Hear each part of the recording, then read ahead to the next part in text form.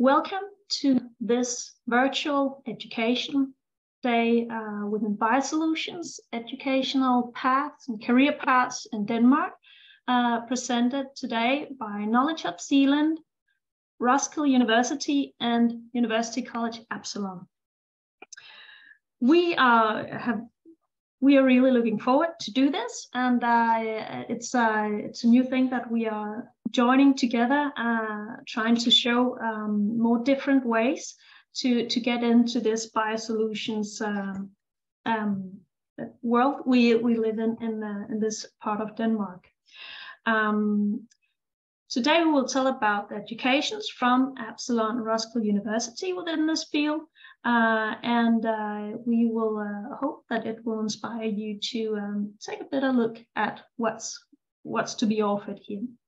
My name is Lone, and I'm from the communications department of Absalon. I will sort of be the technical host here, and I will do a bit of practical information before we go to the presentations you hear from. As some of you have seen, there's a chat function here. I will shut it down in a minute because the questions you may have should go in the Q&A function, which you find at the bottom of the screen. Here you're very welcome. If you already now know a question you have specifically for one of the institutions or an education, please write it, but please write it for the education as well. Or else we'll take questions as they come in during the sessions if it makes sense, or we will wrap up at the end of each presentation. What is special about Zoom webinar, if you haven't tried it before, and if you're trying to look after your own face here, it's correct that you cannot see it because we cannot see and hear you as attendees. You can only see and hear us here at the panel. But you will be able to write questions, but it's also a way to make it more anonymous for you. We will be recording this session so you can revisit afterwards at our web pages, but you will also receive a mail around Tuesday where you can go and get more information about the educations we present and to find the video of today. So if you would, oh, what was it that she said about this thing, etc. Yeah. When the session ends, you may be asked to ask a few questions. We hope you will do so. And if you don't get that chance or are too quick to take it away, the link will also go into the mail on Tuesday. So as this is a new thing for us, it will be a great help for us to hear how it has worked out for you. Because you sit around the world, we can see that. So it's interesting to know if we tell what you need to be told. Yeah, I'll do a short presentation here of the panel, so you know who's in the house today. And I'll just say from who's on top on my screen. That's not necessarily the ones you see the first at your screen. But we have Martin here, who's head of studies at Roskilde University. We have Christian, head of studies at Absalon. We have Maria, who's from the admissions office at Absalon. We have Cecilia from Knowledge Hub Zealand. We have Astrid from the communications of Roskilde University, and Mette from Roskilde University, Associate Dean for Education. And then we have Claudia, who's a student at Roskilde University, and Ariadna, student at Absalon. So we have a broad range of people who should know the most about these educations for the questions you may have.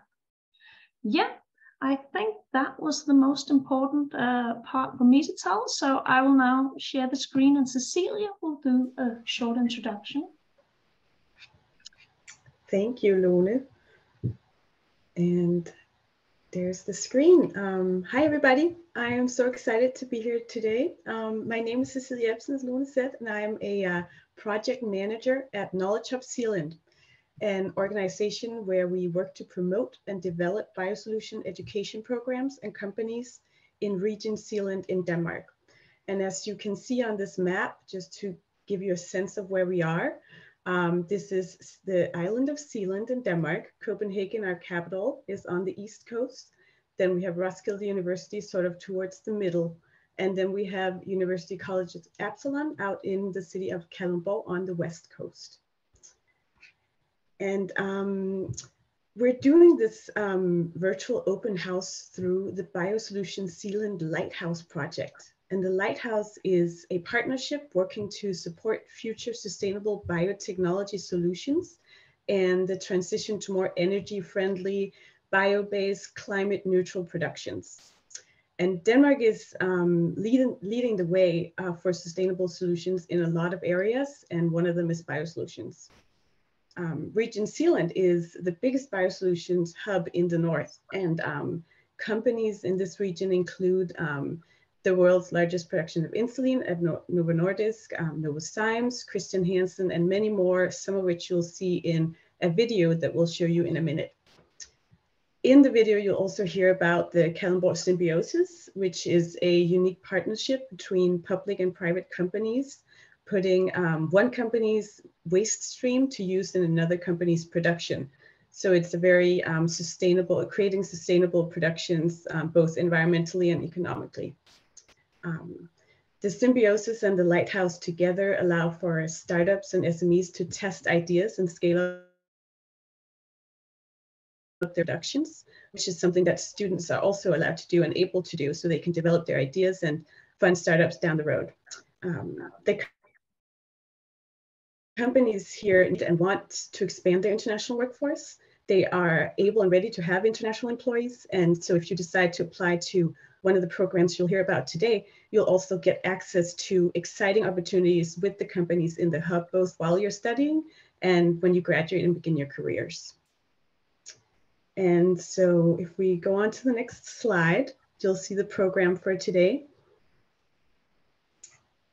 Here we go. And so we're doing the welcome right now. In a minute, you'll see a video about the international workforce in the biotech city of Kalundborg. Then at 3:15, Absalon will present their study programs and how to apply, and you'll have lots of opportunities to ask questions in the chat or in the Q&A. At 4 p.m., we'll take a break so you can stretch your legs, have something to drink, come back.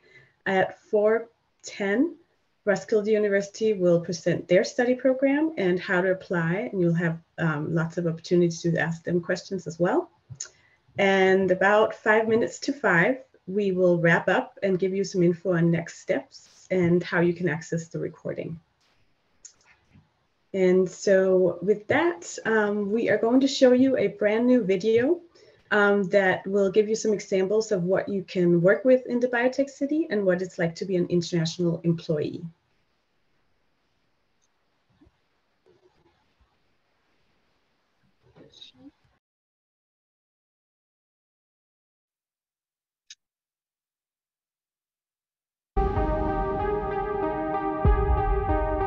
What makes Kalundborg a unique city to study in and work in is the relation between the industry and the schools, universities in the area. The symbiosis is something really special because it's a partnership where public and private companies work together. And the way that they work together is that they see all residue as a resource that can be used in another company. So what is a waste fraction or a residue in one company can be used as a raw material or an input in the neighbor company. We are a biotech hub, and in fact the utility is also a biotech company because we use biology for all our purposes and all our processes. When we are taking new students in on projects, they have the opportunity to work with exactly what they find interesting. Doing that, of course, brings us also new knowledge. For instance, when we work together with Absalon, we work with mechanical engineering, and we have all the students are working here in one semester doing, for instance, artificial intelligence on our pumps. If international students are looking for a job in the biotech area, they should go and visit Kalundborg Utility. Then they will know what to do. To be honest, it is one of the most wonderful experiences I have at Kalundborg Utility. Whenever people think about the wastewater, they say, oh, we don't want to do it. But I was always passionate about the environment, sustainability and recycling. And I got this opportunity to work with betterment of environment, also about the recirculation of nutrients. It actually means a lot for me. You are in touch with the company, you know what kind of the changes or the processes or advancements that are coming and how you can monitor it and how to optimize the processes. Here you can see how the industry works. Developing in biotech engineering has been my main goal since the early days in my bachelor's degree. So when I found out that Kalundborg had such companies, Novozymes, Novo Nordisk, Christian Hansen, biotech giants, basically that's what did it for me to start looking into Kalundborg. Doing my master's thesis project here in Kalundborg got me the chance to create a network in the very field that I was interested on, biotech. So when I was done with my studies, I straight away went knocking doors with the people that I had met. Now that I am working at NNE, I don't want to be cheesy, but it's how I imagined kind of my dream job. Working in solving engineering problems related to bioproduction. At the end, what I am doing right now is helping people get medicines.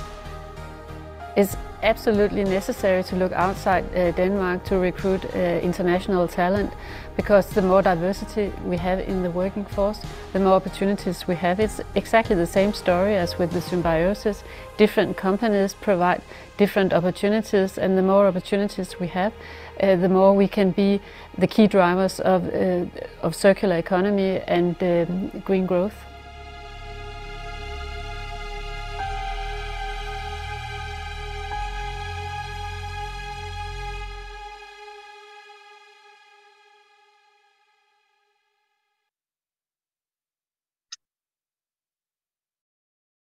Yes. So we hope this gave a start idea of what this is all about. And now I will give the word to you, Christian, to present the education, the Bachelor of Engineering in Biotechnology at Absalon. Yes, thank you, Lone. I'll share my screen here. Yes, I'm the head of studies of Bachelor of Engineering in Biotechnology in Kalundborg, as you saw in the video. And we're a fairly new education. We've existed for 5.5 years now. And yeah, there's a lot of exciting things going on in Kalundborg, and I'll try to say a little bit about that. If I can just make my slideshow work here. So this is where we are, Kalundborg, as Cecilia mentioned. We're on the west coast of Zealand. We like to think about ourselves as being pioneers in building a new adventure in Kalundborg within the biotech industry. Why are we in Kalundborg specifically? Well, as you can see in the video, and as Cecilia mentioned, we have a lot of biotech industry companies in Kalundborg, such as Novo Nordisk, Novozymes, Christian Hansen, a little further away, Lundbeck, also Unibio and Meliora, and many more, actually. So that's the main reason why our education is situated in Kalundborg. This is where the industry is, this is where the work is, you can say. And not just individual companies, but we have something which is unique in the world. I dare say it's the symbiosis in which the company exchanged different value streams, such as energy and material, as Cecilia also talked about. So Kalundborg has a lot going for it, and that's why we are there. With a degree as a Bachelor of Engineering in Biotechnology, there's lots of career opportunities. Mainly you would be working within the food technology, within pharma, wastewater treatment, or energy. Those are the 4 main categories within which you could find job. Not to say that there aren't any others, such as startup companies, for example. So many possibilities within biotech engineering. So just to give you an idea of what this is about, if you sign up, apply for our education, you'd be studying for the next 3.5 years. One of those years would include half a year of internship in one of the biotech companies that I just talked about. And after that, well, you can get a job locally in Kalundborg or basically anywhere in the world. The biotech industry is a growing industry anywhere. Or you can do further studies at universities in Denmark or other countries. So there are lots of options. I think what distinguishes this program from many other bachelor programs is that you have very good chances of getting a job, a relevant job, after those 3.5 years of studies. You don't have to do the full master degree. If you feel like getting a job, you have good opportunities of doing that. But still, you have the opportunity to do a master's degree afterwards. So in a way, you get all the advantages, I would say. Just quick facts about the education. We start up around September 1st. And as I said, it lasts for 3.5 years. And 5 of those months is within an engineering company. It's an internship. Most of our internships are paid, but there's no guarantee of that. We have what I would call an international environment at our campus. We have many different nationalities, mostly from Europe, but also outside of Europe. We're doing our teaching not as you might think of in large auditories with hundreds of students. We have class-based teaching with never more than 40 students in a class. So that means you have a more tight relation with your teacher. Typically, your teacher would know your name and know who you are. So you're not just a study number among others. We emphasize project-based learning a lot. We have projects. I'll talk more about that in just a minute. We have a lot of projects and practical lab work. Also theory, but we like to apply the theory directly in the lab or in projects. We believe that students learn better that way. And of course, we have a lot of cooperation with the local industry. That's the whole reason why we're situated the location we are. And that collaboration would be in projects, guest teachers, bachelor project internships, and study jobs as well. So this is what the program looks like currently. We do make changes every now and then, but for the moment, this is what it looks like. So we have the first semester down here at the bottom, and the second and third, and so on. And as you can see, the green boxes here represent projects, and we have quite a lot of projects in our curriculum. Of course, the bachelor project is the largest project, and then we have the internship here on semester 6. But even in what you could call the skill-based courses here, such as enzyme technology or biochemistry, which are more classic courses, there's also quite a bit of lab work in those courses. And then, of course, we have those more purely theoretical courses such as statistics and mathematics and so on.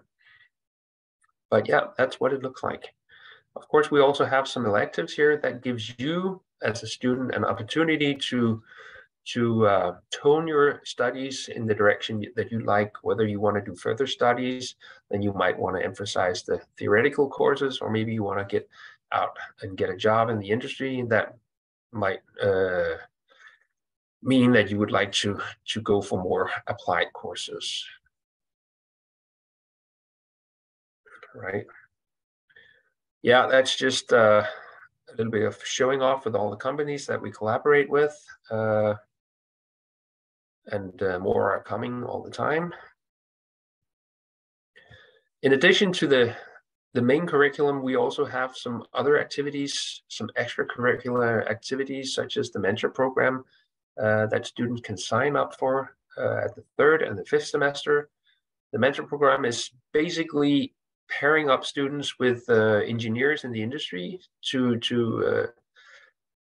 help students get some supervision or advice from more experienced engineers in the beginning on 3rd semester. That would mainly focus on how to be a good student, what types of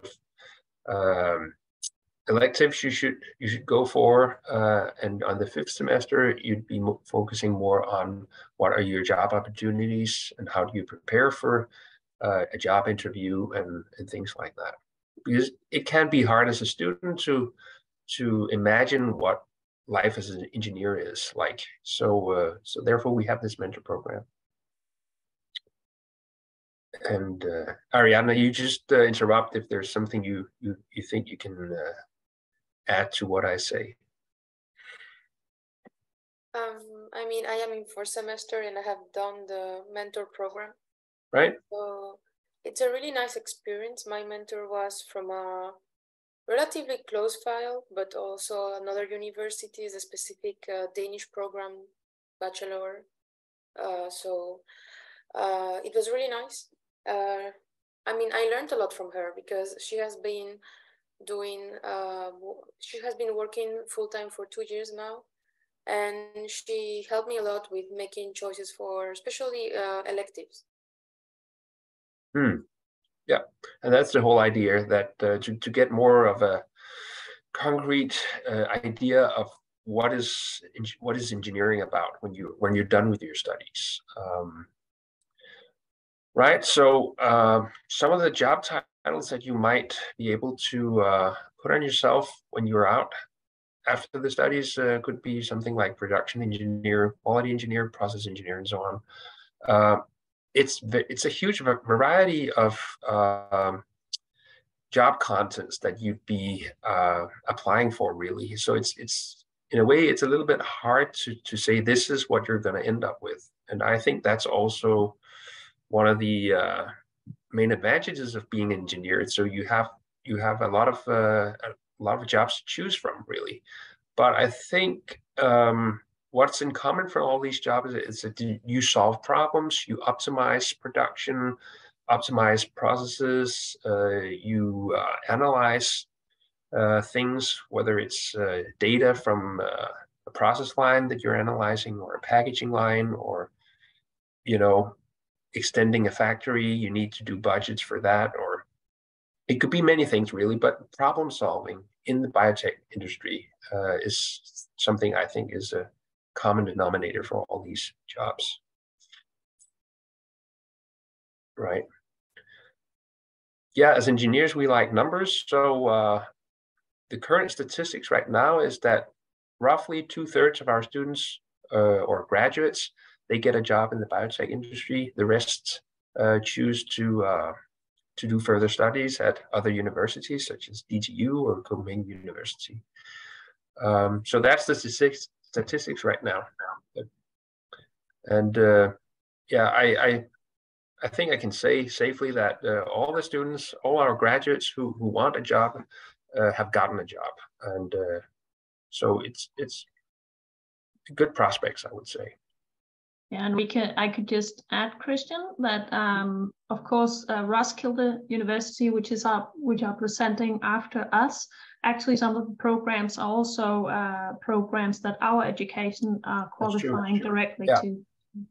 So yeah, and Roskilde University, of course, the closest university to our school, and but we also have SDU and also universities. There are many possibilities also outside the country.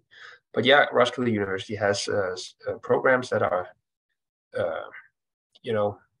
just a nice extension to what you learn at our school.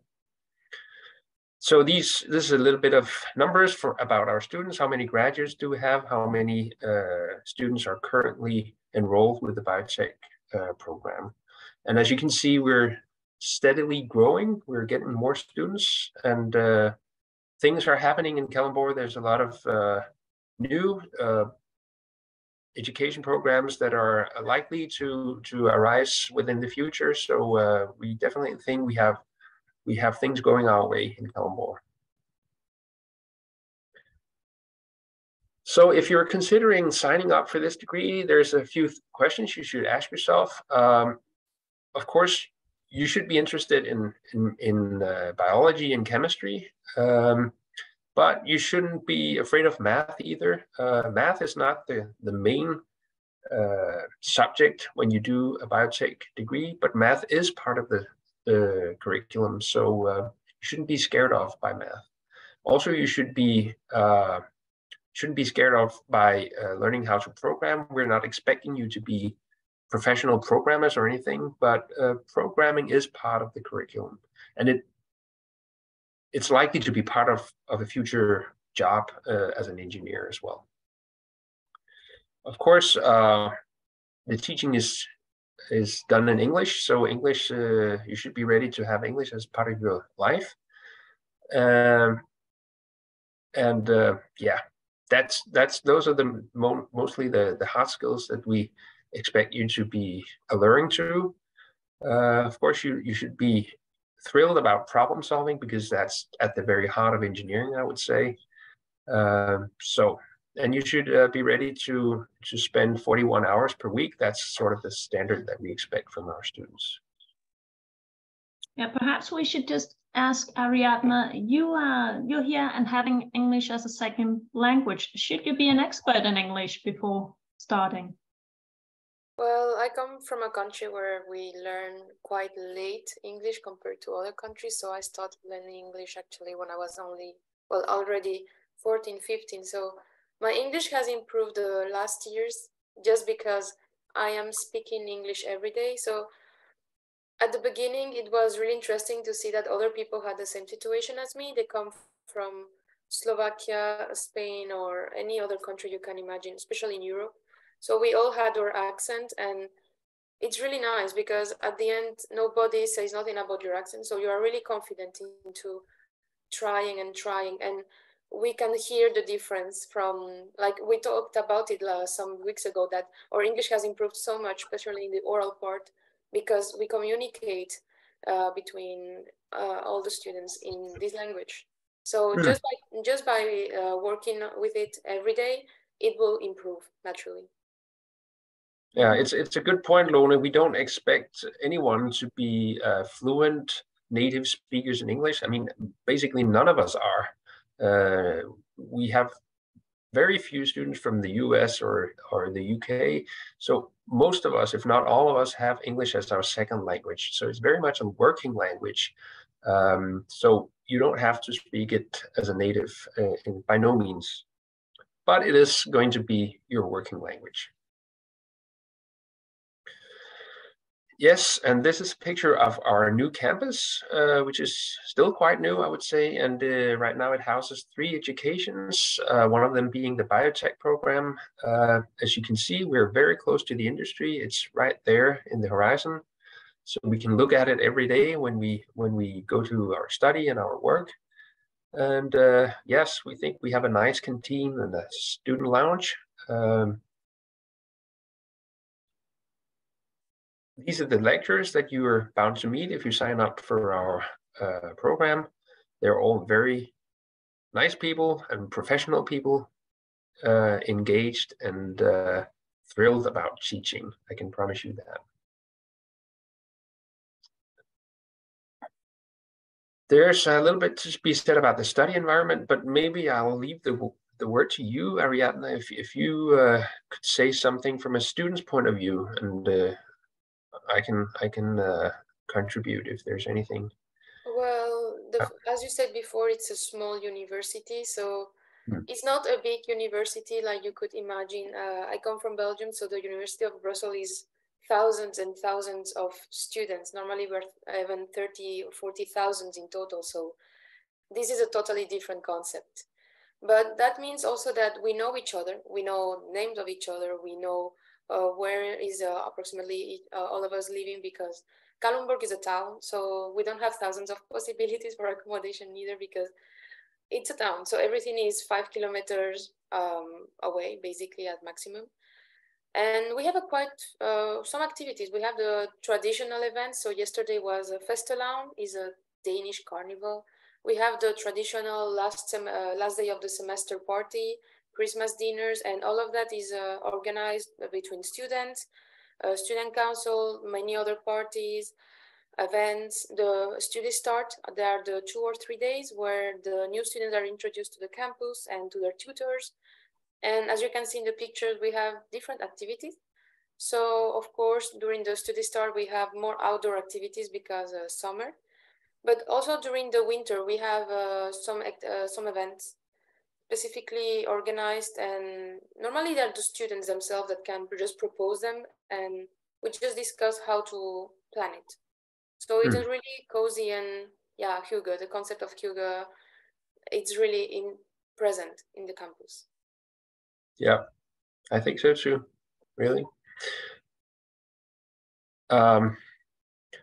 Yeah, accommodation-wise in Kalundborg, there is a dorm that I know that many of our students live in, but some students also choose to have a private rental room in Kalundborg. That's also a possibility. I don't remember actually where you live, Ariadna. Are you at the dorm? Right now I'm the dorm. But Okay. I know many also found through many other real estate companies, and also via internet, mostly Facebook groups and internet. There are really good resources. That's how I found mine here. Right. Yeah, and when we in one of the other slides, you'll see you can contact students, also Ariadna, and I'm sure they have a lot of tips of where to go for exactly accommodation. And there's also more to be built in Kalundborg. As Christian said, there's a lot going on in Kalundborg, and that also includes new accommodation for students. Also, don't be afraid of going to Danish families' properties, because I helped last year some students, and they are renting apartments or rooms in Danish family houses. And actually, they told me it's a really nice thing because they help them with all the paperwork in Danish, with all the things in Danish. So actually, it was a really good experience from what they told me. That's good too. But as you can hear, the students are the real experts in this area. So don't hesitate to contact the students. I'll show you the contact information in a few minutes. Yeah. I don't know, Ariadna, could you say something about maybe what's the hardest part of the program, and what is it like to be a student? I think it would be more authentic if it comes from you. Well, it's a bit different, like especially the first semester, it's the hardest for me because I feel it's the most intense, because it's only 3 subjects, but they're really big subjects. It's only math and chemistry, but they're big. And I had you as a math teacher, so math was really also different from what it is now, because it has changed a lot. Like I know now, for example, here we use a lot more programming, and we learned a lot about programming, how to use programming, and I never did that in my high school. And many other people from other countries neither, or they never had a group project. I had, but not in the Danish way, with so much also report and presentations. Like presentation is not that common all around the world doing that in classes. So the first semester you learn also how to work with people who haven't had an education like yours, or sometimes even totally opposite in the way of living together. So I think that's the hardest part, to adapt also to other cultures and at the same time to another country. But after that, I think that you get really along with the others, and you also learn from each other, because that's, I think, what I learned the most about how other people work and how that will affect my own work. Then the best thing about studying the bachelor is also the people you meet, because you meet those people, you learn from them, and you do a lot of projects, and the first project is really bad, and then the second is a bit less bad, and just bit by bit you improve yourself and you feel it. And now I am in 4th semester, and sometimes I'm like, wow, already 4th semester done. But yeah, it's a really nice feeling, honestly. But yeah, I mean, learning doesn't come without sacrifice. You can say you have to put in the effort. And I think it's fair to say in the Danish way of studying, there's a lot of group work. we use computers a lot. It's a fairly digitalized country, so maybe more than the country you come from yourself. And we have a concept like oral exams that you might not be familiar with if you come from a different country. And it takes a little bit of getting used to, I think, but nothing that most students can accommodate with that. Yeah, I would say that. And surely will give you an advantage to have in your future career. Right. Also in the international companies we work with, that's a natural thing for them, that cultures are working together. And I think that getting the experience of working with different cultures from all over Europe is, I mean, it can sometimes be troublesome, obviously, but it also gives you a lot of very convenient skills when you go out and apply for a job. Yeah, especially I would say more cultural, misunderstandings. But at the end, it's really funny. I mean, you meet a lot of people, and at the end, you live with them, so you just get along at some point. Yeah. Of course, you also have the opportunity of studying abroad, meaning that going to another, you could say a third country to do a semester, or maybe doing your internship outside Denmark. We have collaborations with the various universities around the world, and we also have exchange students from those universities. So you have the opportunity to go abroad and do the studies for a period of time at another country. Right next door to our campus, we have Helix Lab, which is a place where master students can do their master projects. And it is within the biosolutions realm. So actually, if some of our students end up doing further studies and doing their master's project in Helix Lab. So yeah, that's just yet another opportunity you have in Kalundborg. We have some admission requirements, and I believe that you will take over here, Maria. Yes, I will. Thank you very much. Well, now you've heard a lot about the program itself, and now you're wondering, can I apply? Will I meet the requirements? The specific requirements is an upper secondary degree, which is equated with a Danish upper secondary degree. With that, you need some subjects. You need mathematics, and that is corresponding to a Danish A levels, and that is around 375 hours, teaching hours. You also need physics at a Danish B level, or geoscience at a Danish A level, chemistry at a Danish B level, or biotechnology at a Danish A level. And then you need English at a Danish B level. You might not know how many hours you've had, so we always ask people to fill out a verification form. You have your school fill it out. They will know how many hours you've had during your secondary degree. It has to be during your secondary degree. You can't use all of your time in school, so it has to be during your secondary degree. If you don't have enough English hours, you can take some other tests. You can see here a IELTS test or a TOEFL test. We also have a way to supplement your math. If you don't have enough math hours, you can see more information on our website. Yeah, you can do the next one.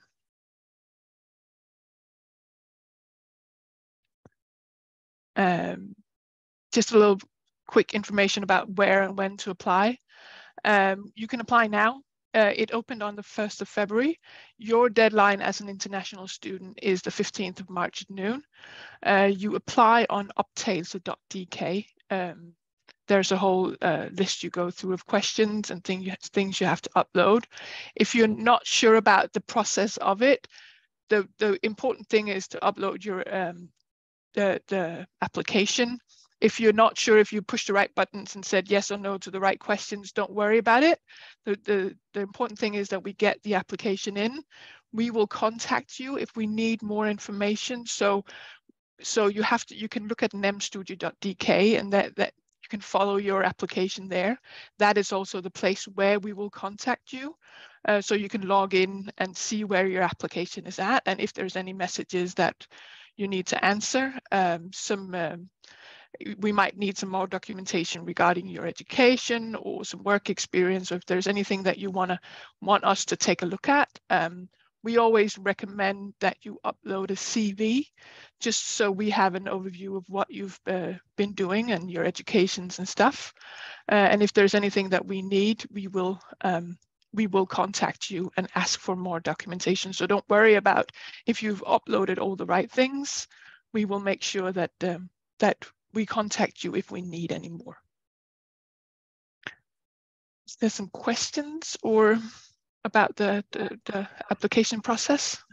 I think there's one specific question, Maria, but I think you should take that yourself in the Q&A. Okay. Yep.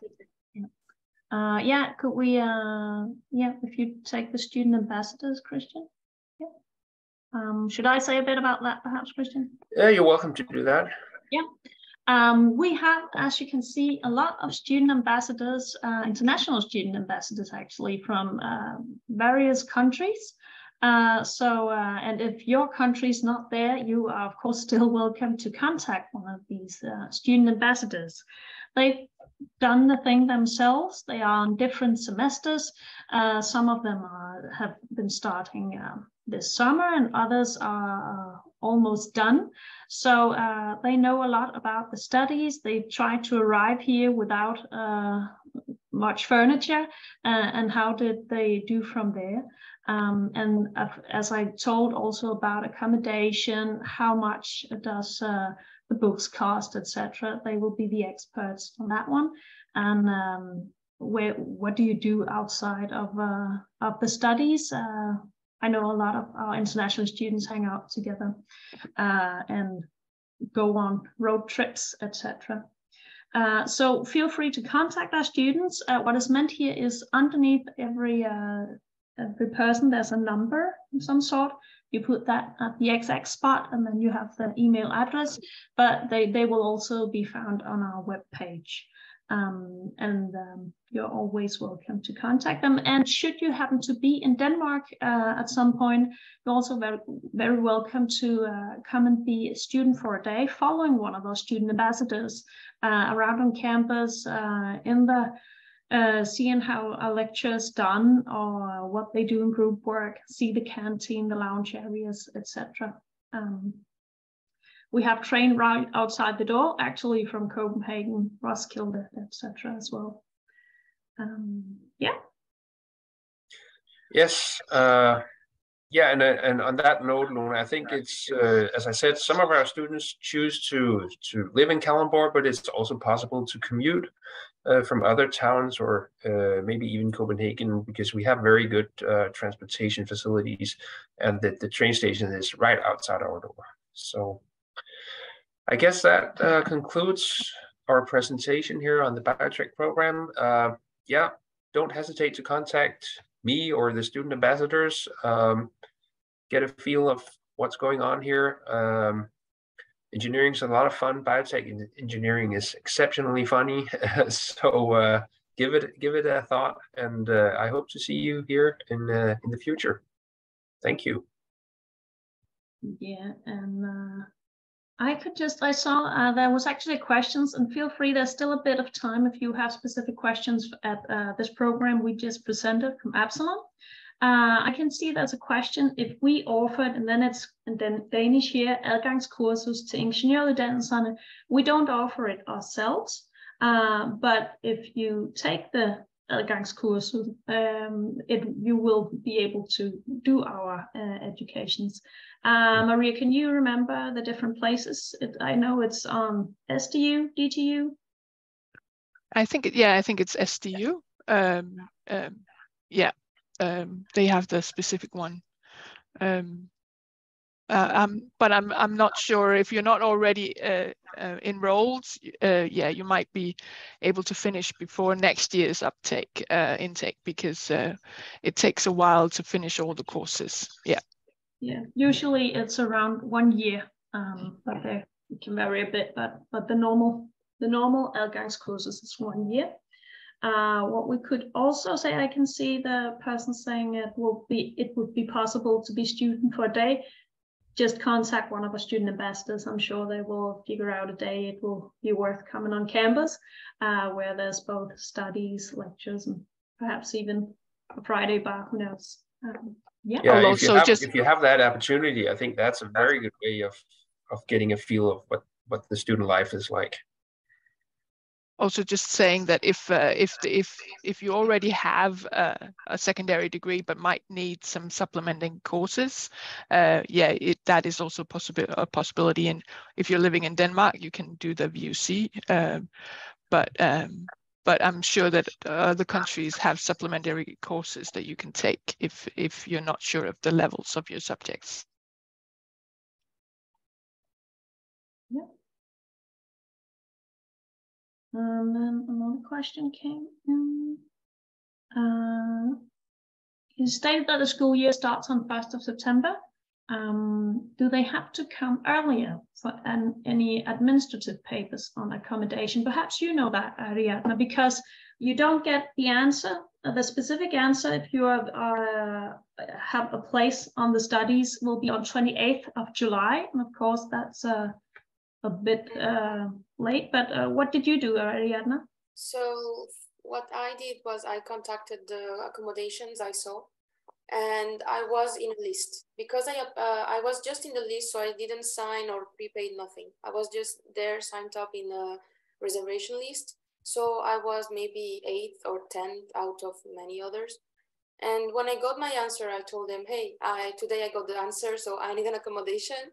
And I asked them to send me what was available. And the earlier you apply to the reservation list, the best it is. So I would apply now because it doesn't force you to nothing, at least when I did it. Normally, you don't pay to be just in a reservation list. And then you just come. So I advise to come at least 2 weeks before the course start if you don't have already an accommodation, because you will need some days, at least 3, 5, to accommodate your, everything, to buy furniture, also maybe clothes, because maybe you can also have 1 or 2 luggages, to buy some material for studies. So I would say 2 weeks, because at least 1 will be full of just constructing and IKEA furniture and other stuff. So it will be a really fun week, that one, if you like that kind of things, but at least 2 weeks in advance. I came with 1 month just because I already planned my ticket. But yeah, I got my accommodation the 15th of August exactly. Then and we also, sorry. No, for papers, at least as a European, you can come perfectly without nothing, because it's like if you were traveling, and then the paperwork is done later, no problem. Yeah, and we make an effort to help out international students with getting their paperwork settled. Of course, you have the responsibility yourselves, but we do what we can to help you out. And we run a brush up course in August that for those of you who might have forgotten a little bit about math, for example, or chemistry, you have the chance to brush up on it in August. It's an offer. It's not mandatory in any way.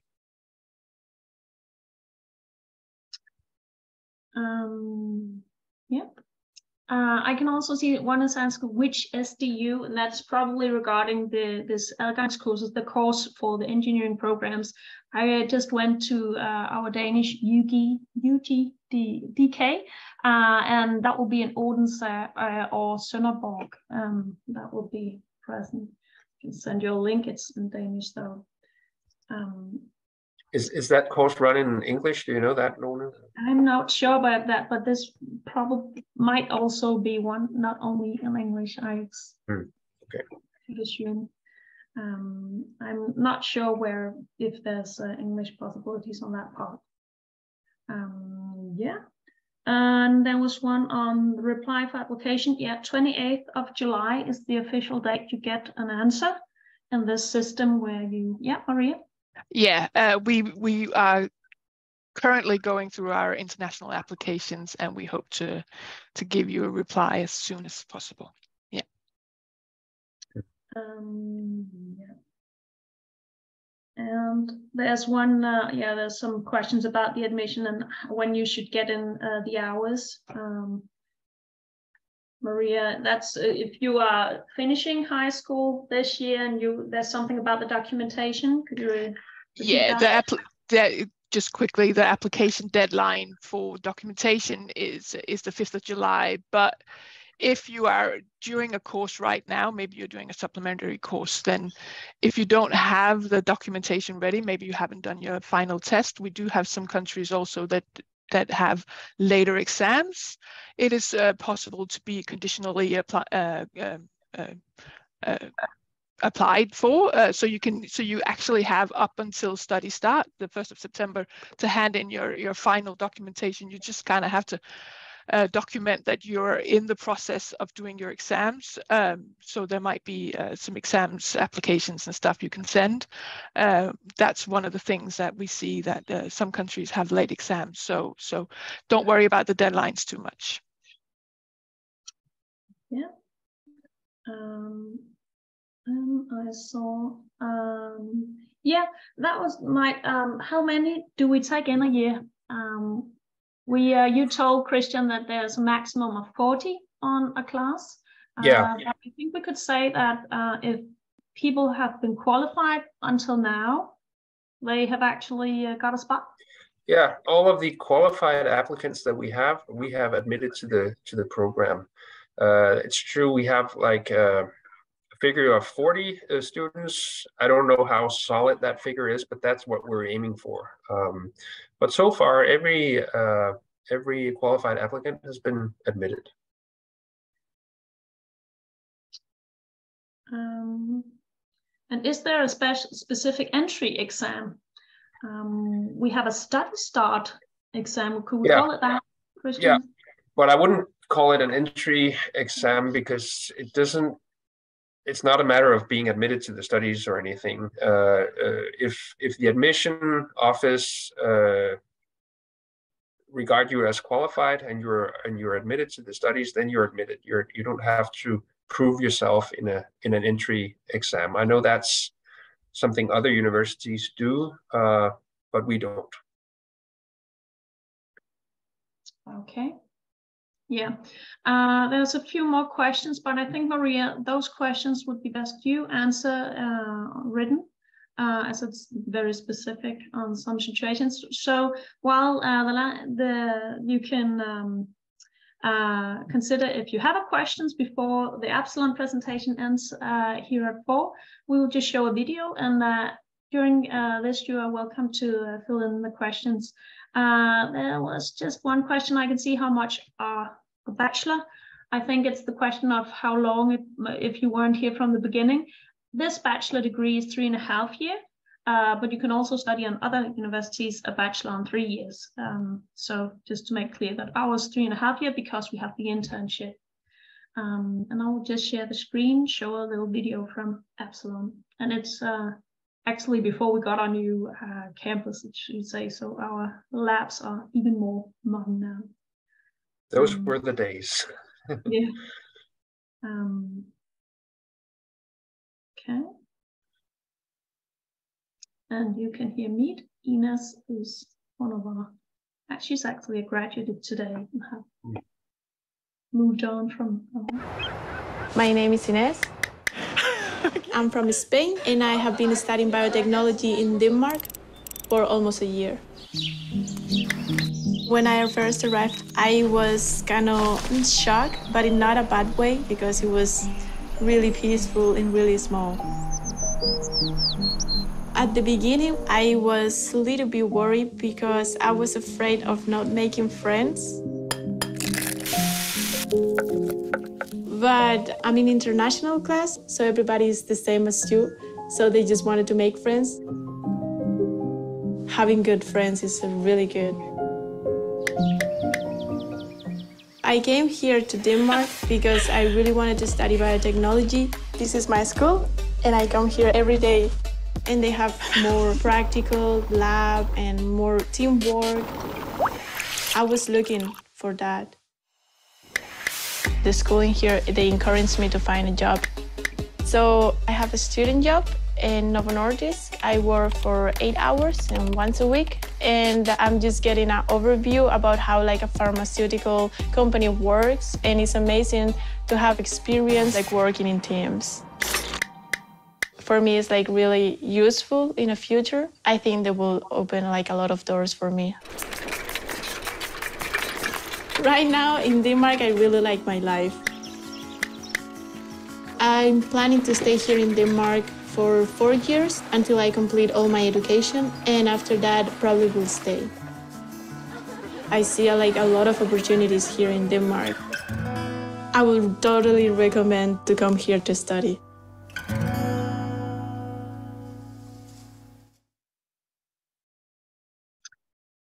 Yes. Actually, the question about the bachelor right before was about the costs, and we actually didn't mention that. But if you're an EU citizen, there's no tuition fee on educations in Denmark. If you come from the outside of EU or an outside of EU citizen, there's semester prices, and you can find that on our webpage. We might be able to send the link in a minute. So it depends a bit on if you are an EU citizen or not.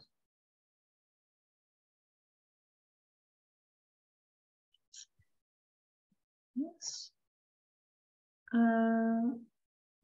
I think that was the questions. Anyone last minute question here before there will be, in a short minute, there will be a break, 10 minutes. And afterwards, Roskilde University will present their educational programs. So if you have questions for Absalon, now is the time to throw in the Q&A function. There was one.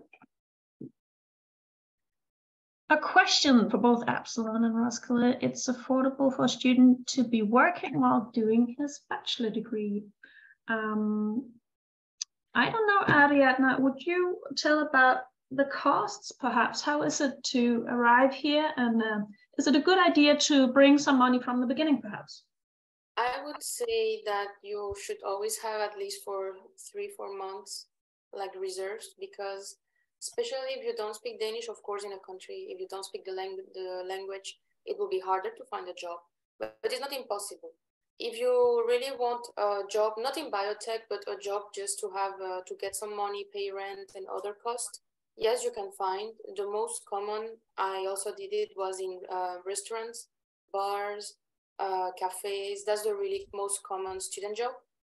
Right now, I work at uni and also in a biotech company, but I got those jobs way later after starting working in a restaurant.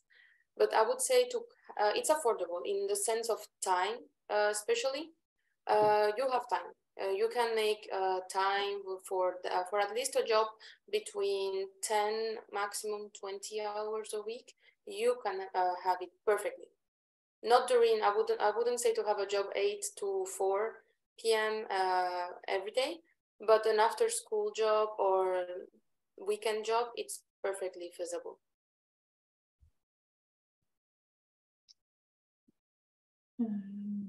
Yeah, and actually another relevant question is the Danish language course offered. Yeah, there's great possibility to take Danish courses. Usually you pay a fee at the beginning, but if you it's a deposit. So if you finish on time the Danish courses, you will actually get those money back. And Maria or other one, correct me if I'm wrong. But it's we always advise to take those Danish courses. Again, you just do advantage for yourself doing that. And I think the sorry. Sorry, the fee, you can get it back even if you don't finish all the levels. You can just stop at any after any level. So you are not required to get to level C1 in Danish. You don't need to be fluent before getting it back. You took part in the Danish course, didn't you, Ariadne? Yes, and I still do. Actually, I have my exam in 10 days exactly. But yes, so it's per module. So around the module is between 3 and 4 months.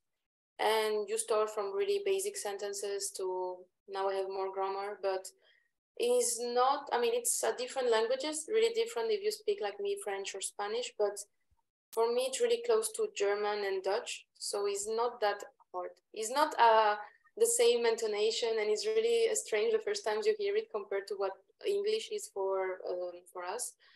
But honestly, it's a really nice experience. The teachers are really nice, and we also learn about culture and a lot of other Danish events. Yeah, perfect. I think that we will end up here from Absalon. I'll just share my screen with the program so people can see that now there's a break and 4:10, the Roskilde University will take over here. And of course,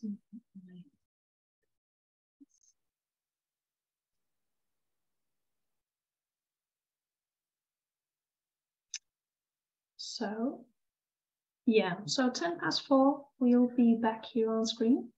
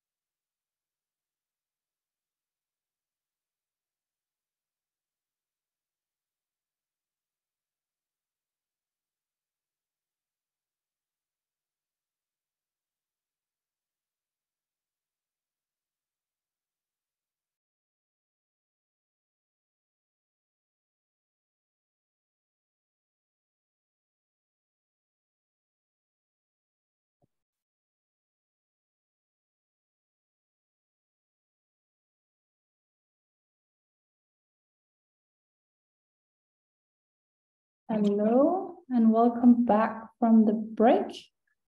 Welcome to any new ones who might have just joined for this part of the presentation. My name is Astrid, and I work in communications at the Department of Natural Science and Environment at Roskilde University. And with me today, I have Annemette Palmqvist, who is Associate Dean for Education. I have Martin Næss, who's Head of Studies for our BA programs.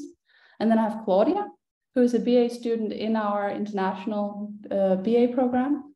She's in her 4th semester, and her subjects are physics and math. We will do just like we did before when Absalon presented. If you have any questions, please write them down in the Q&A, and we'll try and answer them. If some make sense, we'll do it during the presentations, and otherwise we will answer all your questions when we're done presenting. And for now, I think I'll just turn the mic over to you, Martin, so you can present our international BA program in natural science at Roskilde University. Great, thank you, Astrid. So can you see the slides? Yeah, so we would also like to introduce our program at Roskilde University. It's our bachelor program in natural sciences.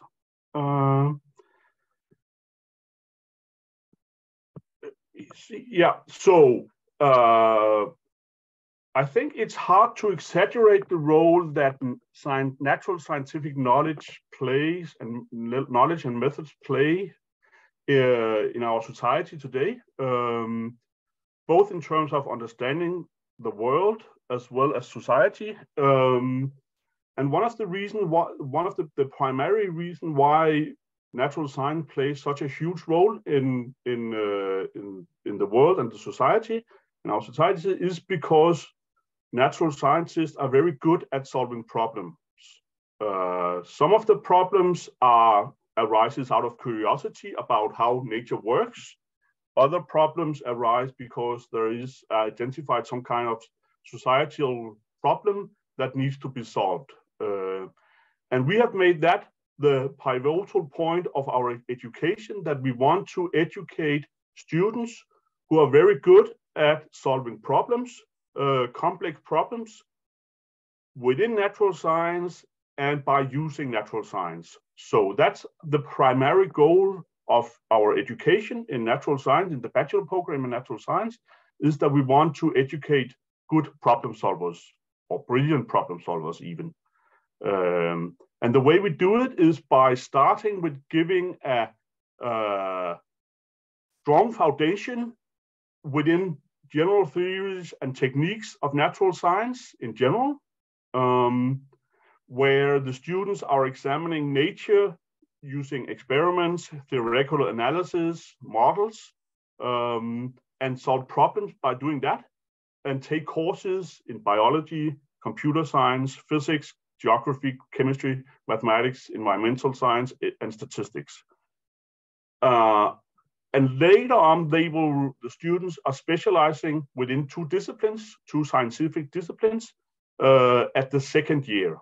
So the view is that it's good to have a strong foundation within natural science in general, but we also need to have some specialized knowledge and methods within two subjects, within some disciplines. And I'll come back to that later. We call this model problem-oriented project work because the students are working half of the times are doing projects where they solve problems. So the way we view it is that we should have project work where the students become very good at solving problems by applying theories and methods of natural science to some problem, perhaps collaborate with a company in the project. But it's not enough to do that kind of problem solving. They should also have a theoretical toolbox from some courses, where they, in a systematic way, are introduced to scientific theories and methods. So we have this combined, two legs of 50% project work, where the students are working on solving problems and the other 50%, they take courses where they get some systematic introduction to natural science methods and knowledge. That's the basic philosophy of the program. So the way they do project work is that they do one project each semester. A project corresponds to 15 ECTS points.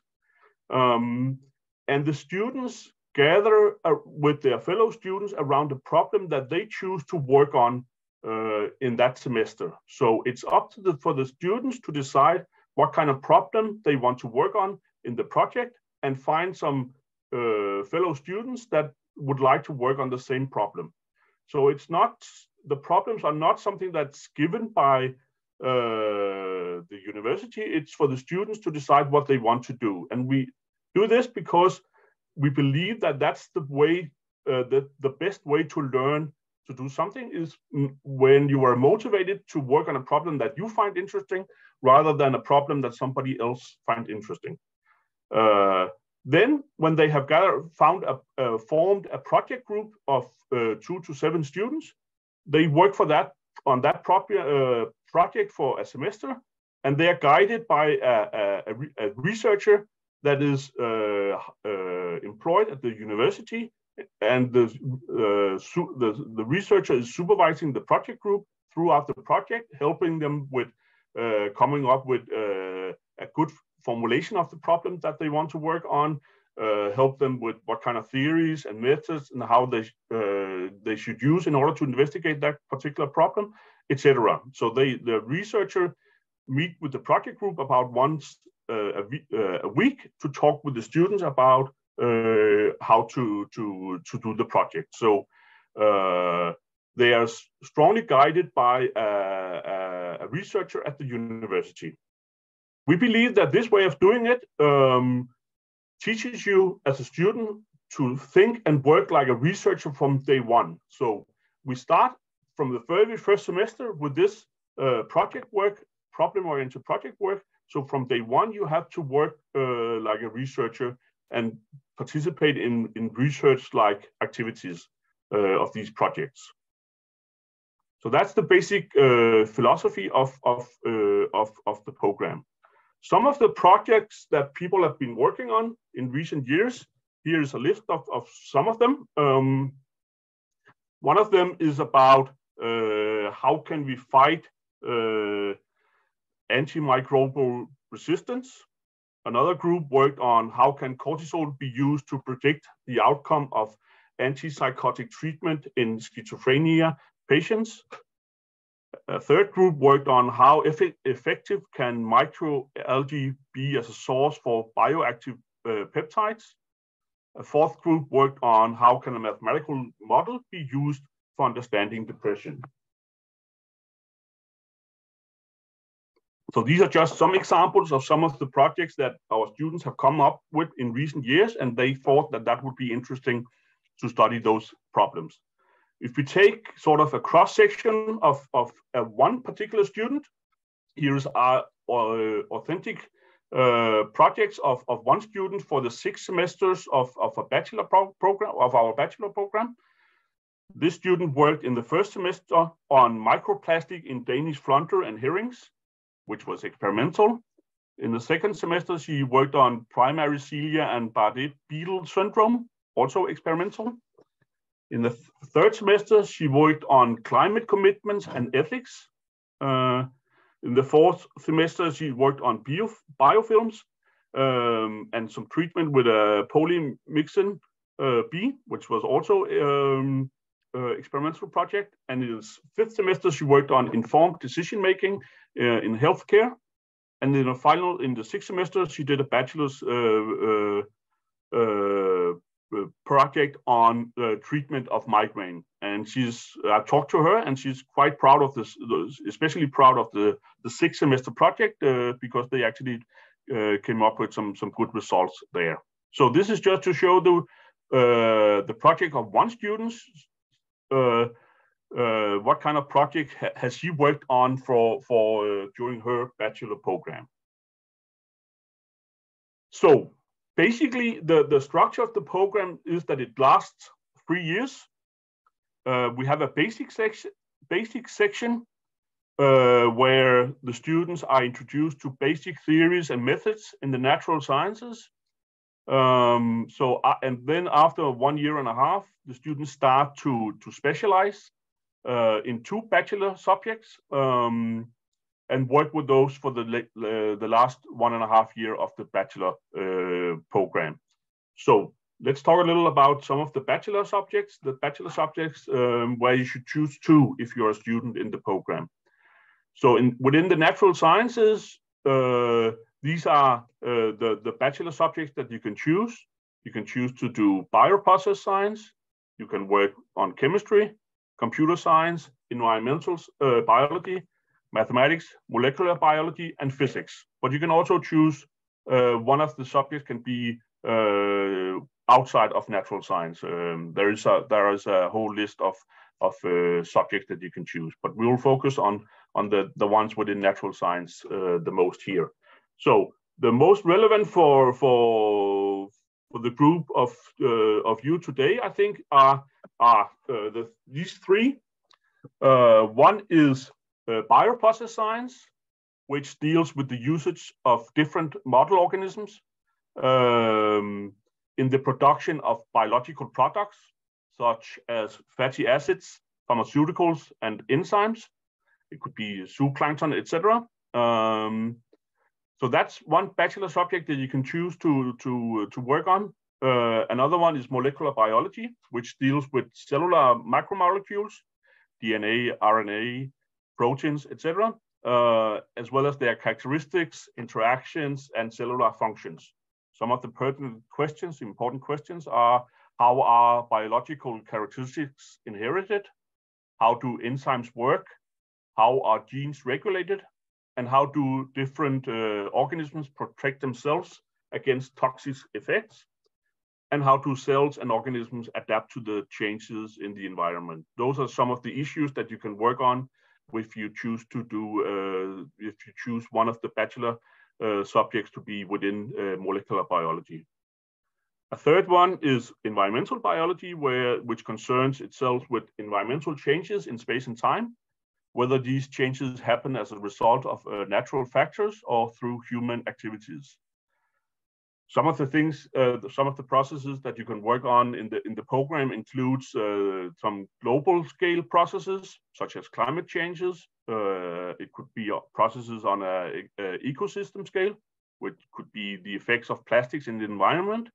Could also be processes focusing on serving humans. For instance, can we use micro-algae for food? Would that be possible or not?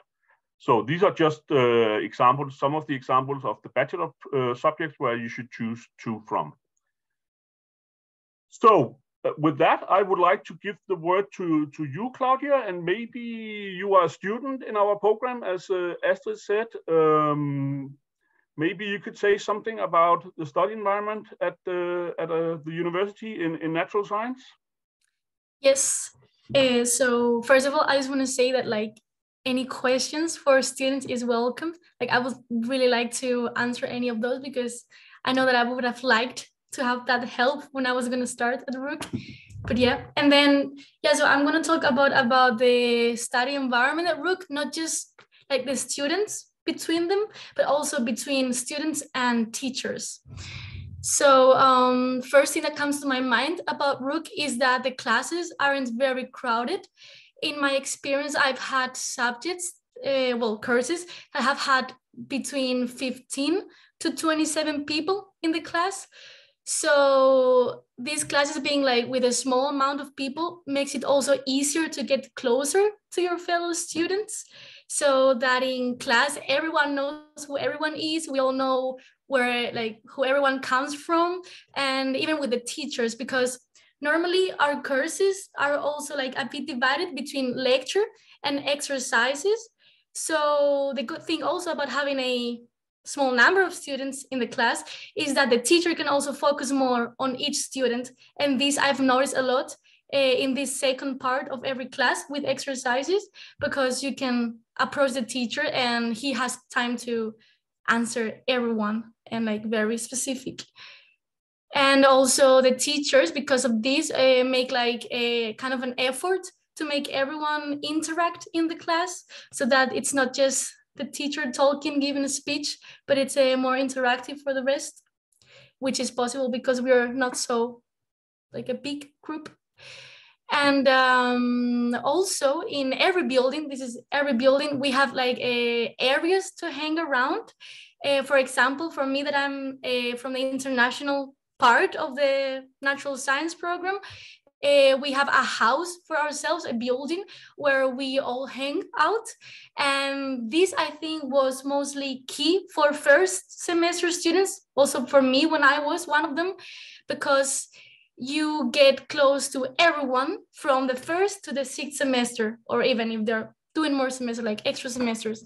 But the things that you get closer to everyone, and everyone is so included. And as students organize activities also in those buildings where everyone is invited, even from other houses, doesn't have to be science necessarily.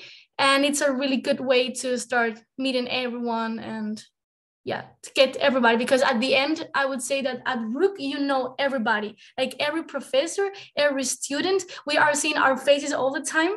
And I would say like at university, there's like two kinds of students, those that like are very submerged in the student university life, and those that aren't so much.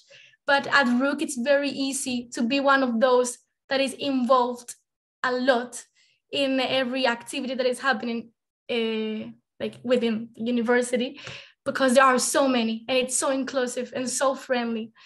I felt very welcome, and I still feel very welcome now that I'm here. Yeah, but you can pass to the next slide, Martin. Yeah, and this, I just put some pictures here so everyone can see some of the activities that we do.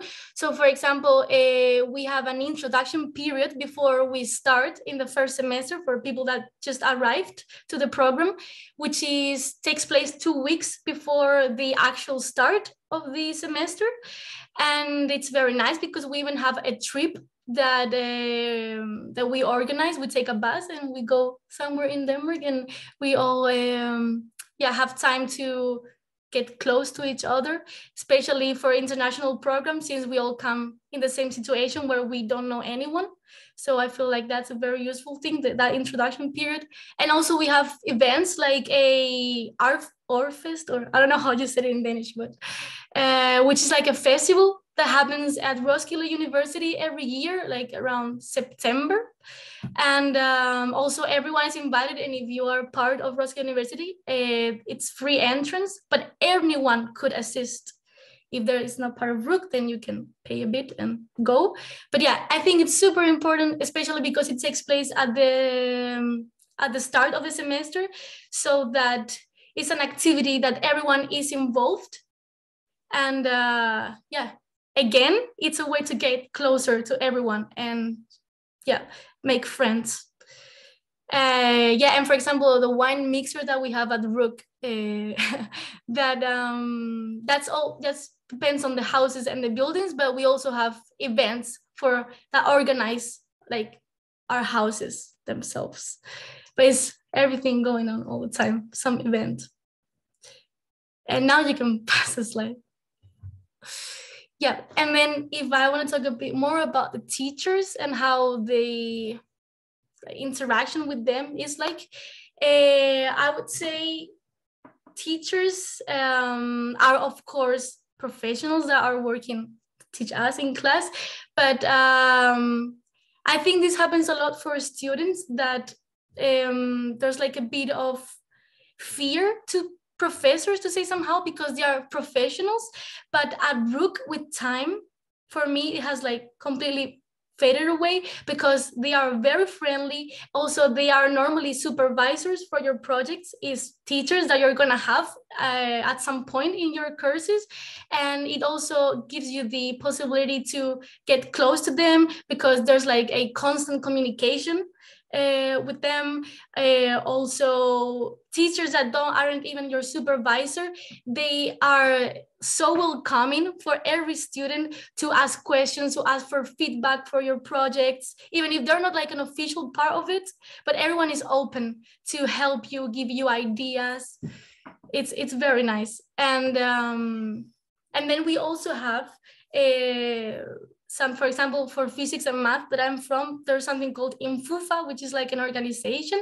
So we also have this kind of thing where teachers and students are involved. So it's not only teachers, and they organize things like breakfast together, also presentations of like, if someone is doing a research and is gonna do a presentation about it, everyone is invited, and then we can hang around and we can also get like some extra knowledge that is like non-official of the like material itself of the program, but it's also really helpful and gives you another insight. And yeah, it's all of it, it's all very inclusive with teachers and students.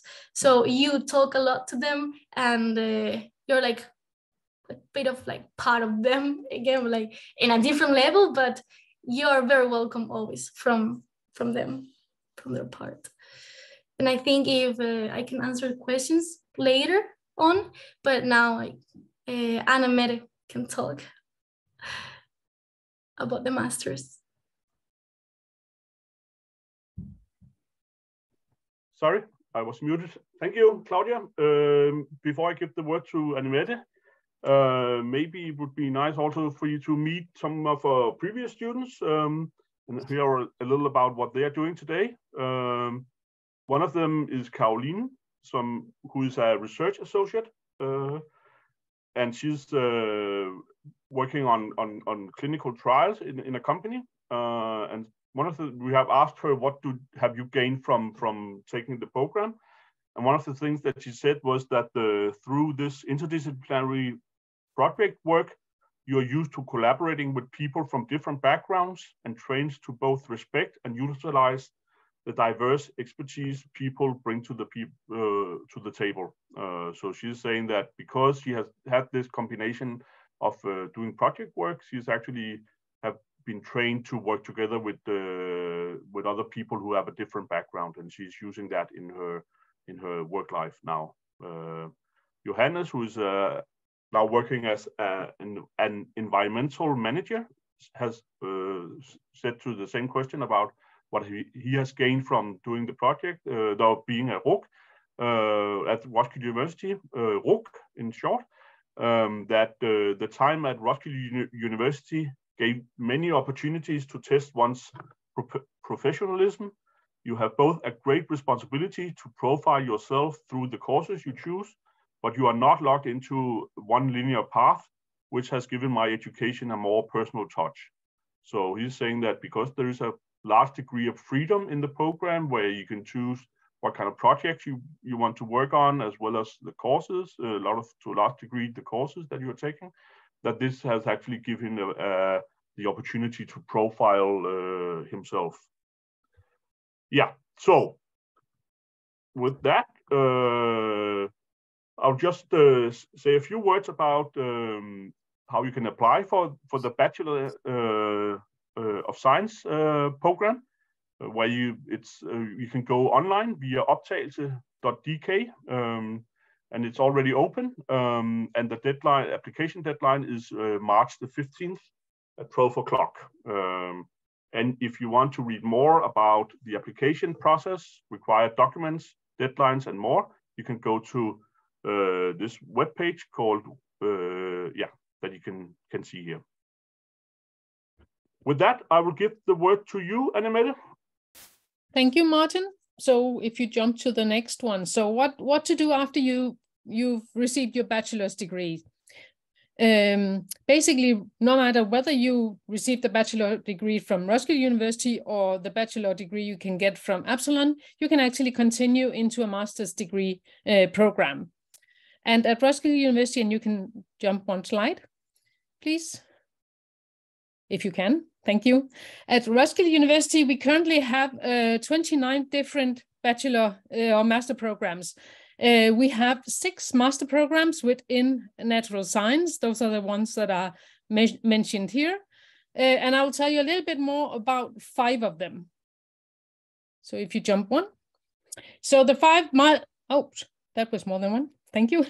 The 5 master programs that I would like to tell you about is chemical biology, environmental science, mathematical bioscience. Those are the three programs that are most related to the biosolutions area, but also physics and scientific modeling, and molecular health science would be relevant for that. Actually, molecular health science is very relevant, but the specific thing about this one is that you have to have Danish at a Danish A level. So that means if you don't have that already as an international student, which most international students wouldn't have, you will have to take Danish courses during your bachelor's to actually be eligible for the molecular health science. So that's why I put it in the bottom. So first of all, chemical biology is a master's program that has a core in chemistry, but has a lot of collaborations into the biological area, mostly medical and molecular biology, but also you could actually get some profiling within what we call environmental biology as well. So what you get from the chemical biology program is you gain a chemical perspective on biological processes, and you learn how to interact with them. And that means at the end or after you finish the program, you can apply your chemical knowledge in the biotech, health, or pharmaceutical sectors. The environmental science program is, well, basically, if you Google environmental science, you will see that the environmental science is a very broad definition, or has a very broad definition. So environmental science can be all the way into social science, but it can also be into natural science. So in this program, you learn to identify, analyze, and solve current and future environmental problems. The core within our environmental science program is natural science, but we also have some linkage into the social science as well. And here you will be trained to work with environmental issues in a complex world, and in that way you will actually be able to make a real difference or change for the environment. In the mathematical bioscience program, you have a core in mathematics, and then you actually have the possibility of, or you will have to profile your education towards biology, biochemistry, bioinformatics in that area. So what you do here is you learn to apply mathematics to physical, biological, and chemical processes, and in that way find keys to better treatments and practices. So you would be working a lot with mathematical modeling, also with data science in general, big data, and how to manage or work with big data. And then you will be able to come out in the real world afterwards to work with mathematical modeling of health and disease development. In the physics and scientific modeling, it's a core in physics and mathematics. You train in experimental, theoretical, and numeric methods to solve problems in physics and other fields. The program at Roskilde University actually has a specific way of learning and using what we call, or the physicists call, problem solving in physics. So the idea is that with that is actually to use physics as a playground for kind of converting everyday problems into math, you can say. And maybe I'm not saying it the exact right way, but then Martin can correct me afterwards, because he's actually one of our physicists. So the idea with this is to learn to work systematically and critically with physics, modeling, and data science in connecting with problems in a wide range of fields. So you don't have to go out and be a physicist afterwards, because you can actually apply the method that you learned in all sorts of areas. And the last one I want to say something about is the molecular health science. And in the molecular health science, as I said, you have to have a level in Danish to actually apply for that. The idea with this is that this program is that you gain a thorough understanding of the molecular mechanisms behind human health, and the development of drugs and the treatment of diseases. So you have here a combination, you can say, between molecular biology and medical biology, but also with the application of some chemistry as well. And here you qualify to work with molecular biology in the health and biotech sector. And what I also can say is that all of these programs actually have strong foundations in quantitative science as well. So you will learn and you will have to be able to use statistics and mathematics in your programs here. Yeah, can I jump one? So just a little bit on how do you get from your Bachelor of Science to your Master of Science at Roskilde University?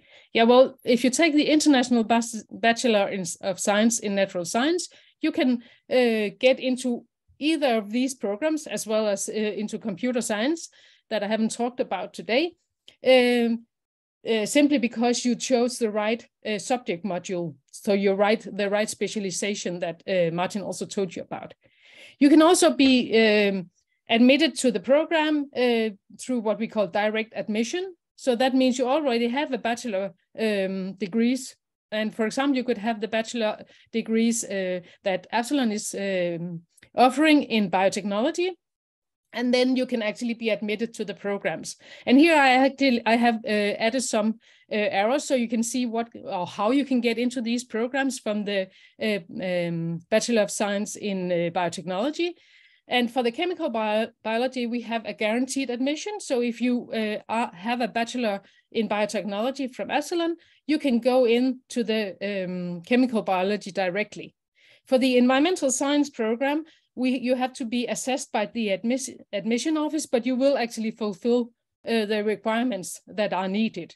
We just haven't been able to get that into a guaranteed admission yet. For the mathematical bioscience, you will have to fill some of your elective courses at the Bachelor of Science in Biotechnology.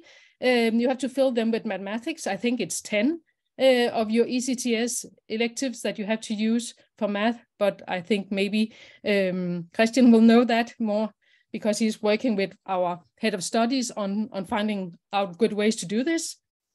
And for the molecular health science, you will have to, you actually have guaranteed admission, but you have to have the A level in Danish to actually apply for that one. For the physics and scientific modeling, you would have to go another way because the Bachelor in Biotechnology do not offer enough physics for you to get into that program. But you could also have another bachelor from a Danish or international university within biology, bioscience, biochemistry, physics, environmental science, geoscience, or mathematics. And you can see admission requirements for the specific study programs at our homepage. And the last slide. I don't know if there are some questions, but maybe we can take them afterwards. There's at least one question, but I can have a look at that. So if you want to apply or you want to know more, the application deadline for the master programs is already on the 1st of March. Remember, the bachelor programs is on the 15th of March, and then you will start your study on the 1st of September. If you are a non-EU or EEA, that means you're not from Norway or Switzerland, so outside of EU and these other few countries, you would have to wait until next year to apply because the application deadline was on the 5th of January. So the next one is on the 5th of January 2024 and then start 1st of September 2024. And you can read more about this both on the master programs and about admission. But if you want to know more about the programs, you're also very welcome to contact our head of studies for the different programs and just write questions directly to them. They are normally very happy to answer questions from you guys. And I guess Martin will be answering questions for the bachelor programs as well. So I think there's one question that I think came out when it was asked right when you presented the master's program. So I think that's regarding that. And they say, how come computer science isn't one of them? It could have been one of them, actually. I could have brought that in as well, because if you take this, what we call the specialization, the subject module in computer science at the natural science bachelor, then you will be eligible for the computer science master program as well.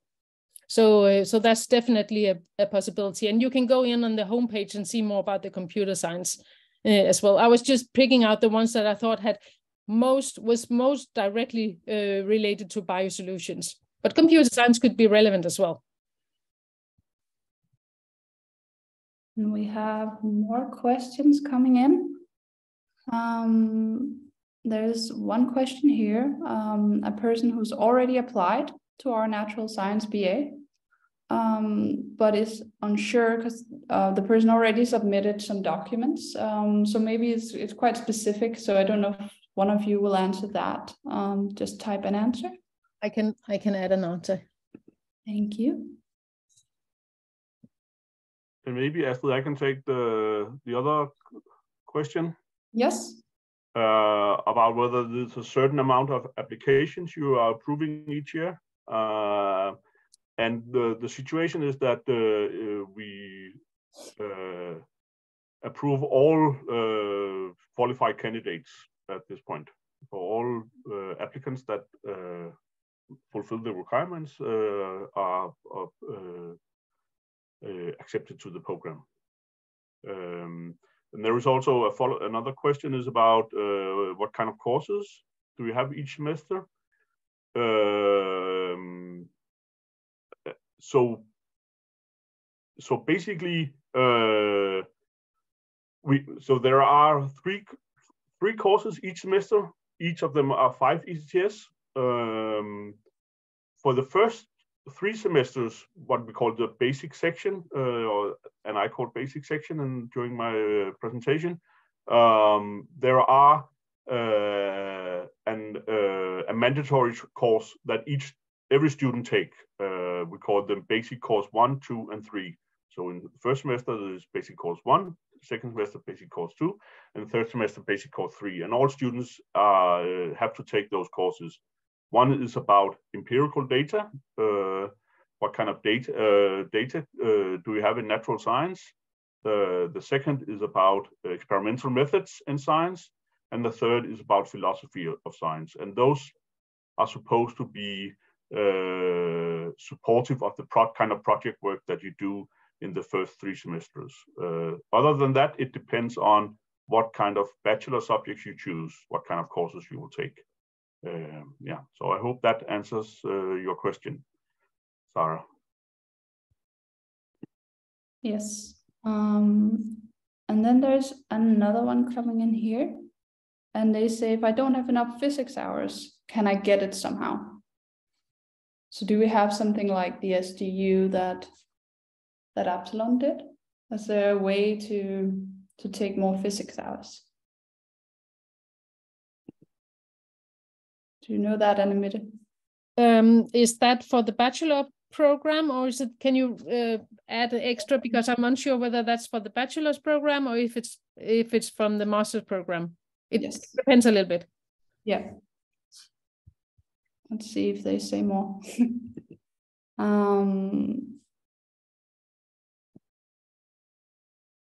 Then there's a person asking about, can you expand on the houses at Roskilde? Are they separate dorms or only in the name? So what do we mean when we say houses? Because that's also quite a special thing, I guess, about Roskilde University. Should I reply? Yeah, maybe you should reply to that. I mentioned it. So yeah, so with houses, as I was referring to, I meant a building that is focused on a program. So for example, my house would be the International Natural Sciences, because that's the program that I belong to. So same as there's a house for the humanities or for social science. So that's what I mean, because we have a house for each program where we hang out, the people from the program itself. So that's what I meant with house, not like they're not dorms, like you don't sleep there. They're just buildings that belong to Roskilde University and you hang out there. Yeah. What's the history with the houses, Annemette? Because it started differently than it is now, right? it started a little bit differently, but actually the international bachelor's has more of a house than the national right now. So basically, in the beginning, each of the programs have we have like, if you can see behind me, that's actually the main entrance to RUC. And we have these like completely square houses. And in each of these houses, there were actually two houses. So a lower level and an upper level. Not all houses are situated in houses like that anymore, but actually the international bachelor has the lower level of one of these square houses. You can say it's a little bit, it's not so square as the other ones, but yeah. So that's the idea. Okay. Maybe I can add, and there is a lounge in the international house where you can cook and you can make coffee and hang out, as Claudia was saying at some point. Yeah, with fellow students. Basically what it consists on is the lounge, which is like the main part of it, because it's meant more for students from the same program to be together. And yeah, there's kitchen and everything so that you can do completely whatever you want there. And then it's also composed with study rooms where people also go. If you want to be a bit isolated from the rest and you want to study focus, you can go into the study rooms. So it's a bit like that. But the lounge is the main part of it. Great. So maybe I can talk about this question about the physics. Yeah, because it is specified. Yeah. Basically, there are two kinds of requirements. One is to enter the bachelor program, and the other one is if you want to do a subject, if you want to take a bachelor subject, say in physics, you have to have there's a different kind of requirements. If you are eligible for the natural science bachelor, there is the possibility that you can take a physics course at the university called supplementary physics if you need to upgrade your physics qualifications in order to participate in the bachelor subject called physics. I hope that's a little technical. I hope it's somewhat clear. Yeah. And then I think we have one more, which is talking about what is the Danish A level compared to the European language framework? And again, I don't know if we need it to be a little more specific. Do you mean compared to IELTS and those kinds of tests, or yeah? I think I needed to be a bit more specific. I don't know. But we are happy to answer if you can specify a bit. And then there's a person asking what Danish education is required, and that of course also depends if it's like BA or MA level. And BA it would be upper secondary, so high school. And then you would have to have certain subjects. But all the admission requirements you can find on our website. I can put in a link for you.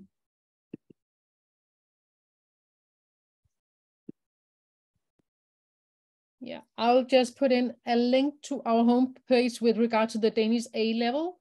That would be perfect. Also, yeah, and just to, so that was what you wanted to do as well. Just to make sure that this is at the webpage, you can see what it is that you have to pass, and also there are links to where you can actually get pass the exams, or take the courses, pass the exams. Yes, we also have a slide, I think, Martin, right, where we can see some of the admission requirements. But yeah, go to our website. There's a lot of guides to how do you apply, what do you need, like what kind of level do you need at different subjects and stuff like that. And you're also welcome to write to our admissions office if you have any trouble. They'll be happy to help you.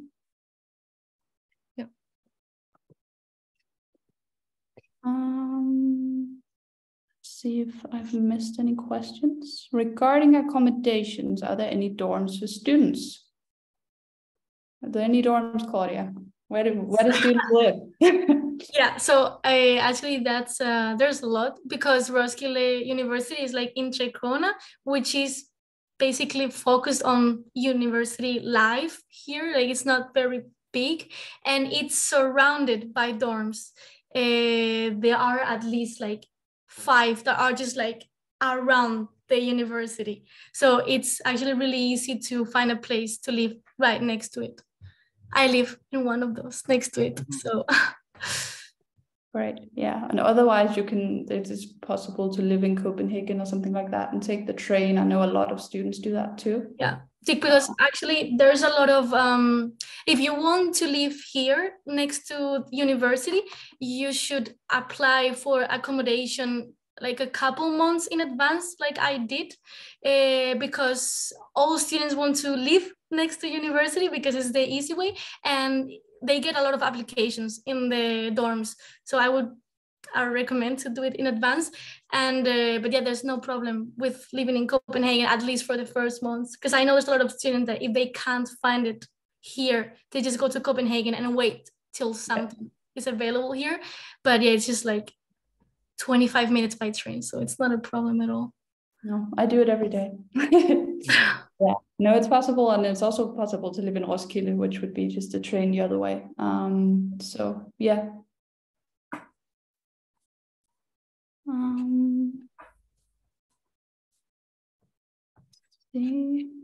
So I think Elena has a question, Astrid, about. Yeah. You go ahead, Martin, if you can answer it. I'm not quite sure. I think that. What's the question, just so everyone knows? Okay, yeah, it's about what kind of certificates need to be uploaded if the studies are not done by March 15th. If you're not done with it, I think there is another deadline in June. I think it's June 5th, but I'm not completely sure. Should you check the website? But there's a deadline for sending in documents if you're still in upper secondary school or like finishing your studies. You don't have to be done with that by March 15th. But I cannot. But how it works is you apply by March 15 if you're still in upper secondary high school. Yes. You will get like a conditional admission, meaning if you then submit afterwards what you need to submit, you'll be told what you need to submit. You'll then get the final approval after you submit what you need to submit. So submit what you have. Of course you can't submit your exam certificate before you have it. So you just submit what you have, and then you will be asked to do it afterwards. And if you are in question, I'm just writing in on this. I think that's actually the question. I'm just putting in a link for the admission homepage where you can see how to apply and what documents are required. And if you have specific questions regarding admission and application, then write to our admission office, and I'll put in that as well. And that's a full degree at RUC DK. But I'll write in that as well. Yeah, and I can see that it's a European baccalaureate student that's asking that question. So yeah, it would just be your certificate from that you need to send in when you're done. Yeah. I think that's all the questions. No, now new one popped in. If you don't fulfill all of the admission requirements, isn't Roskilde Absalon University a replacement course before the start of the first semester? So I think the question is there any courses we do in the beginning where you can get the skill you need to start studying anyway? I can say from Absalon's part that we do not have one if you do not fulfill it. We don't have one at the beginning to fulfill the requirements. We are working on that, but this year we don't. But because it could be nice that we could offer that as well. So we do not have one after the admission. We just have a brush up for students who have come in. Yeah, I know we have a brush up as well. We have some math brush up, but but that's not fate. I think what is meant here is actually, if you don't fulfill the mathematics at A level, the physics and chemistry at B level, which is actually a national requirement for all technical and natural science educations in Denmark. So you have to have that no matter what natural or technical or actually also health, I think, educations in Denmark that you apply for, you have to have that. If you don't have that, there are supplementary courses. But the thing is, I've actually been looking for it, and I'm struggling a little bit to find one that can upgrade too low math level to a higher math level in English. It's offered several places in Danish, but if you don't speak Danish, you are in a little bit of trouble. I've been talking a little bit with some of the other people at Absalon, not the ones that are here today, about whether we should find a way to actually together see if we could have an supplementary course in math in English offered for people applying for our educations, but we haven't got that in place yet. Okay. Well, now I think we're like it's 5, so and there's no more questions, so it's perfect. Yeah, you have the overview of that one, Astrid, if there's questions. But if you will stop sharing, Martin. Mm-hmm. Then we will just say thank you to all of you who joined us today, hearing about our programs within Biosolutions here at Roskilde University and at Absalon. In a few days, probably on Tuesday, you will all receive an email with a link for this video so you can revisit and see the slides again, etc. There will also be contact information or links to the programs presented here, so you should easily be able to get more information or find contact information. You're always welcome to contact us all. So don't hesitate to ask questions if you have any. That's the way to get more information and be clear. It's a big choice you are about to take, perhaps going abroad or what to study. But we hope that we have inspired you to this area of your interest. Yeah. So I actually think, I don't know, Astrid, did there come one last question or something? I can see it goes. No? No, I think it's just someone saying Okay. thank you. You're welcome.